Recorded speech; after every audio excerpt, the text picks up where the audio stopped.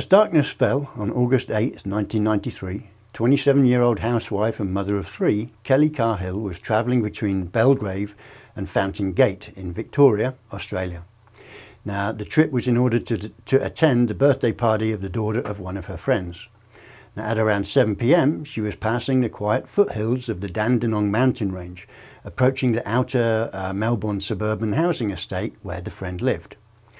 Since it was a fairly remote and dark road, there were few other cars around, although on this occasion Kelly would claim that there was another vehicle down the road that they'd passed earlier on, and within it were a man and a woman. It was a quiet, peaceful night, and other than that there wasn't much to see. So Kelly sat back watching the mountains and the evening float by her passenger window. Yet something would come up out of the dark that would snap her awake. As Kelly looked out over the rural, increasingly mountainous landscape, she allegedly saw a ring of orange lights sitting in the ground of a nearby paddock. Now, as she watched this mystery object, wondering what it could be, they began to pass it by, and she told her husband, who was driving, that she thought she'd seen a UFO. But he didn't seem to believe her too much, saying that it was probably just a helicopter. Continuing on with their journey, they put this out of their minds, both looking forward to the evening ahead, before they would have to make the same trip in order to go home. Now, as they did embark on their homeward trip, they would both see what appeared to have been the same object that Kelly had seen earlier, only this time it was hovering above the road right in front of them. Kelly would later tell UFO researcher Rob Tiley of what happened then. Anyway, we were driving back down the road, and at the same stretch, both of us, just me and my husband, we both saw this thing in front of us, hovering above the road. It was just something sitting there. I couldn't tell what it was. We were at first far away, but as we got closer, it was sort of like an orange light in the field. It was a round shape with some sort of glass around it, or what looked like windows and lights around the bottom, because it was just so dark. You couldn't really tell at first. But as we got closer and closer, there was no noise or anything. Even my husband was saying, "You're right, that is something." And that's very strange. Now, I swear we saw people sitting in there. And then just as I said to him, "I swear there's people in there," it just shot off to the left of us as fast as it could go. I mean, it just disappeared. Within a split second, it was gone. Now, Kelly continues, as her memories came back, we kept driving for about another kilometre, when all of a sudden, there's this really bright light in front of us. And I've got my hands up, trying to see what it was, to look out of the window, because it was that bright. But I can't see anything. I said to my husband, "What are you going to do?" He said, "Well, I'm going to keep driving." And from that point on, it's the last we remembered, until I knew that what I was seeing was a UFO. Because I just knew that that's what we'd seen. I'd seen it twice in one night, and he'd seen it once, and the adrenaline's just pumping, the heart's thumping, and I'm just so excited. All of a sudden, I'm sitting in the car, and I'm saying to my husband, "What happened?" And he says to me, "I don't know. We must have gone around a corner or something." Neither of them could account for what happened from the point where they saw the UFO and that time when they found themselves sitting in the car. Now, they both felt very strange at this point, as if they'd had a blackout, and they just weren't quite sure why they felt this way, but it was unshakable. Now, there was also a heavy, heavy stench hanging in the air, an almost vomit-smelling stench, something that permeated the vehicle, although there was no sign that either of them had thrown up. They had the very surreal sense that something was not quite right, and that something had happened to them. Now, as they began to talk about this thing, things got even stranger. When Kelly saw a tall, dark figure pass by along the side of the road that she didn't think was human. And it was not until they got home that they realised that they were both missing an hour of time. And Kelly also noted at that time an odd triangular mark above her navel and a scar above that, neither of which she'd had previously. Now, on top of this, they, both Kelly and her husband, experienced inexplicable headaches, nausea, stomach pain, and severe muscular fatigue over the coming weeks. During this time, Kelly also began menstruating out of cycle and felt so sick that she could barely walk. Her husband would rush her to the hospital, where they were told that she had a womb infection. As all this was going on, Kelly began to have little fragments of memory come back to her from that lost time. Little flickers that floated in from her subconscious like fleeting, half-forgotten dreams. First she remembered going into an intense blinding light. Then there were faint images of shadowy figures moving in that light. And then one day, when they were driving past the same spot, she felt a sudden sense of overwhelming terror. And that was when it all came flooding back to her. And this is her story. Now, on the way home from bingo that night, we went along the same road. And as we passed the exact same spot of our previous experience, I just got this incredible feeling of terror. It washed straight over me. I mean, absolute terror. All of a sudden, I just started remembering. And by the next morning, I'd remembered just about everything that had happened, except there are still a few small pieces missing from time to time that I just can't account for. What had happened was as follows. We had driven into the light, but the road curved, and the light we had thought was in front of us was actually to our right-hand side. It was in the field, and it was massive, the size of a house or so, or maybe even bigger, close to 50 meters long.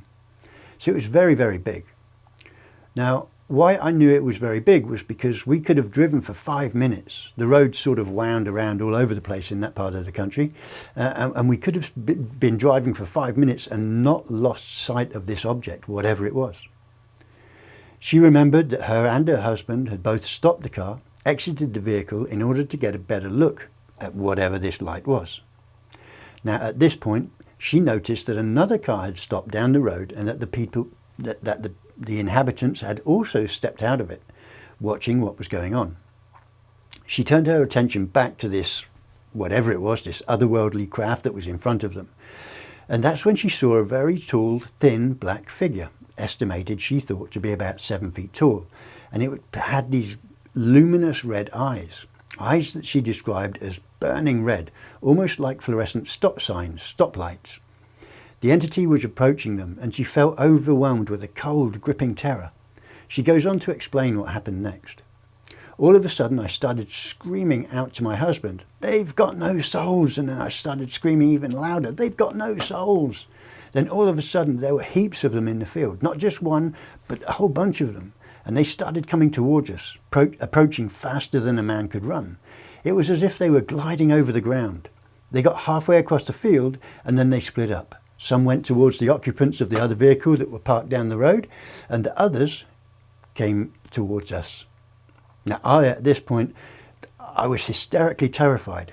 I'd never felt terror like this. Not even in my worst nightmares had I experienced this kind of fright. Kelly said that she then felt a massive pressure across her diaphragm, to a point that she almost felt as if she was gasping for breath. I was winded, but I was thrown backwards and I landed on my back. And as I sat up, I had my legs almost between my knees. And here I am trying to stay conscious, and I couldn't see through my eyes. Everything was just black. She says that during this encounter, she was only vaguely aware of her husband being nearby, and that during this whole experience, he had remained mostly silent, something that she said was quite unlike him. She also mentioned that the creatures kept sending telepathic messages into her mind, assuring her that they meant her no harm. Despite these insistent assurances, she felt with every fibre of her being that they were actually all evil. Overcome with a sudden surge of anger that she was unable to escape, she had uncontrollable fear that had paralysed her. She remembered shouting at the beings to go away, and cursing and threatening them, and the next thing she remembers is being back in the car. Any other memories were just a whirlwind of shards and pieces that she just couldn't put together. Now, in the coming weeks, she would have extremely vivid dreams of what she calls beings or aliens that she had seen, as well as those being within their ship, and even by speaking with them. She would say of one of these dreamings, as she called her dreams, when after I did remember it, I had another dream, and these dreams seemed physical. They seemed very physical. I knew I was dreaming, and I've got to wake up out of them. Now, in this particular one, I felt as if my legs were being pulled off of the bed, and it was like I was paralysed from my waist down and my legs were being pulled down over the side. Yet I could almost use the top of my body. Then I found myself grabbing a pillow, trying to hit my husband to wake him up. Now I'm fighting this. I'm not going to let this thing, whatever it is, drag me off of the bed by my legs. And then I woke up and I saw it, and it was standing again by my bed. However, this time it was different. It seemed to be wearing some kind of hood that covered the eyes, so it didn't scare me as much, but I was still terrified. But I was nowhere near as frightened as or had the feeling of that fear that came across me in the field that night. Now, during all of this, her husband remained unable to remember anything of what had happened. Kelly eventually contacted Sydney-based researcher Bill Chalker of the UFO Investigation Centre, who would launch a full, in-depth investigation into the event. For this investigation, he was also joined by a group called Phenomena Research Australia, or PRA for short. Now, they were not only able to track down other witnesses in the other cars that had passed on the initial night and seen a UFO at the same time and place, but they were also successful in locating the 3 people described by Cahill who had been approached by the strange entities on that fateful second evening. Strangely, it also transpired that they had also happened to have triangular marks on their bodies, very similar to the one that Katie had. In addition to this, upon investigating the site of the UFO landing, Chalker and his team claimed that they had managed to find various physical evidence such as chemical and magnetic anomalies, as well as unusual radiation and magnetic readings. This backed up by strange marks in the field that could simply not be explained. Now, in the meantime, the whole bizarre tale had hit the news, and Kelly Cahill would become a bit of a celebrity, appearing on local TV shows and becoming a keynote speaker at UFO conferences. In 1997, she also penned a book about her experience called Encounter: The True Story.